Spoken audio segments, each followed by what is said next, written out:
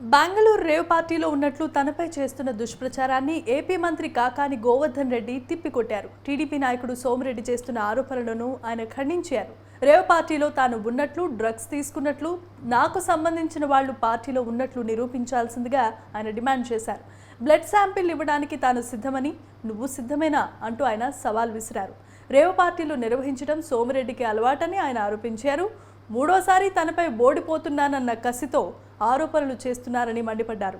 Rave party విషయంలో ఎంతటి విచారణకైనా తాను సిద్ధంగా ఉన్నానని, నువ్వు కూడా విచారణకు సిద్ధమా అంటూ నిలదీశారు. నెల్లూరు వస్తాను నేను 24 గంటల్లో, నువ్వు ఎక్కడ సిద్ధంగా ఉన్నా సరే మన ఇద్దరం శాంపిల్స్ ఇద్దాం. శాంపిల్స్ ఇస్తే ఎవరి రేవ్ పార్టీలో అలవాటు ఉందనేటువంటి దాని మీద ప్రజలకు స్పష్టత వస్తుంది. కాబట్టి నేను సిద్ధంగా ఉన్నా, నువ్వు సిద్ధంగా ఉంటే రేపు ఎక్కడైనా సరే మీడియా సమక్షంలోనే నెల్లూరులోనే నువ్వు ఎక్కడ చెప్తే అక్కడికి నేను వస్తా, నువ్వు అక్కడికి వస్తే మన శాంపిల్స్ ఇస్తే మన ఇద్దరిలో ఎవరు నీతిమంతుడు, ఎవరు నిజాయమంతుడు, ఎవడు తాగుబోతుడు అనేటువంటిది అర్థమైపోతుంది.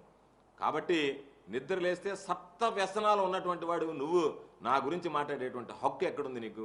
నా దురదృష్టం, దౌర్భాగ్యం నీలాంటి వెధవా పనికిమాలినోడితో పోటీ చేయడం. నీలాంటి పనికిమాలినోడితో పోటీ చేస్తున్నాను కాబట్టి నేను అనేక సందర్భాలు చెప్పా, నియోజకవర్గం మంచిది, అందరూ మంచివాళ్ళు, కానీ నీలాంటి పనికిమాలినటువంటి ప్రత్యర్థితో పోటీ చేయడం నా జరిగినటువంటి దౌర్భాగ్యం అని చెప్పడం జరిగింది. కాబట్టి వీటి మీద పూర్తిగా విచారణ జరపన్నాం.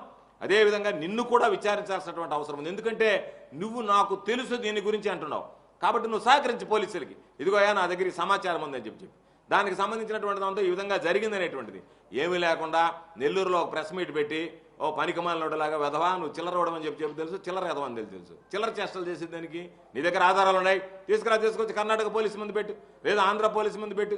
ఏదో మళ్ళీ చెప్పాడు రేపు రాబోయేటువంటి ప్రభుత్వం ఏంది, నీ రాబోయే ప్రభుత్వం నువ్వు వస్తున్నావా, నీ ప్రభుత్వం వస్తుందా? ఏ ప్రభుత్వం? కేంద్ర